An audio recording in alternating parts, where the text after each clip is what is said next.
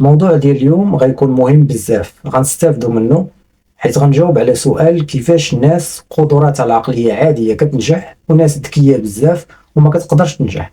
غنتكلموا على واحد الحاجة اللي كاملين كنشوفوها وكنلاحظوا بعض الناس اللي كيكونوا ذكيين بزاف وكيبقاو في بلايصهم وما كيحققوش طموحاتهم، في حين كاين ناس تيكونوا عندهم نوع من التفكير اللي نقدروا نوصفوه بأنه بسيط ومع ذلك تيقدروا يحققوا تقدم إما في حياتهم العملية أو في مشروع أو التجارة ديالهم.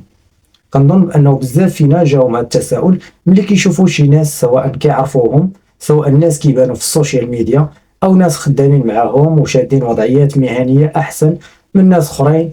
يعني الفكرة العامة أشنو اللي كيجيب النجاح؟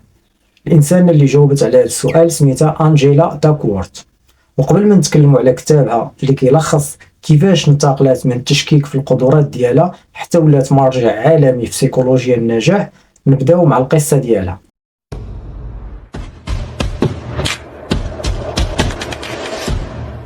أنجيلا كبرات والأب ديالها كانت كتسمع منه بزاف: انتي ماشي ذكية بما يكفي. الأب ديالها اللي كان مهاجر صيني كان مهووس بالفكرة ديال الموهبة الفطرية والذكاء الخارق، وكان كيحس بالخيبة حيت بنته ما بانوش عليها علامات العبقرية اللي غتخليها تحقق مستقبل زوين ملي تكبر. وكان المثال ديالو هو أينشتاين. هاد الفكرة خلاتها دائما كتساءل مع نفسها: واش بصح الموهبة اللي كنتولدوا بها هي كل شيء، هي اللي كتحدد مسارنا واش ناجح ولا لا؟ أنجيلا من بعد بدات بمهنة مرموقة في عالم البيزنس، خدمت في أشهر شركة من شركات الاستشارات الإدارية، لكن في سن 27 عام خدات واحد الخطوة اللي صدمات كل شيء. سمحات في الصالير الكبير والبريستيج ومشات تخدم أستاذة ديال الرياضيات في المدارس العمومية ديال الدولة. تما بدات كتلاحظ التلاميذ اللي عندهم ذكاء حاد، الاي كيو عالي، ماشي ديما هما اللي كيجيبوا احسن النقاط. بالعكس، لقات بلي التلاميذ اللي كيتقاتلوا وما كيستسلموش هما اللي كيكملوا وكيوصلوا في الاخير. هذه الملاحظه خلاتها تطرح سؤال جوهري: الا ما كانش الذكاء هو السر، شنو هو السر؟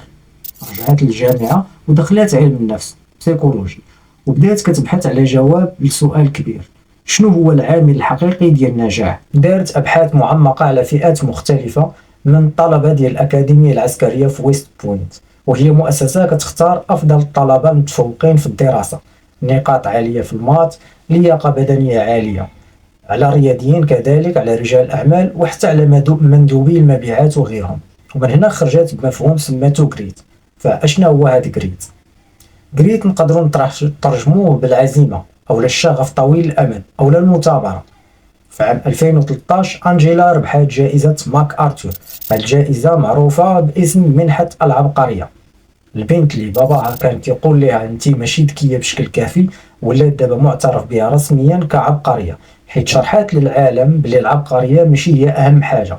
المسار ديال أنجيلا كيعلمنا بلي الإنجاز ماشي هو شنو عندك في الجينات، ولكن هو شنو كدير بداكشي اللي عندك. الرسالة ديالها دابا واضحة: النجاح ما هو إلا ماراطون طويل، ماشي سباق ديال 100 متر، واللي كيربح هو اللي كيبقى يجري لأطول مدة، ماشي اللي كيجري بسرعة في الأول. جوج الناس غيبنيو دار، واحد كيدير النهار الأول 100 طوبة يعني ياجورة، واحد آخر غيحط واحدة في النهار.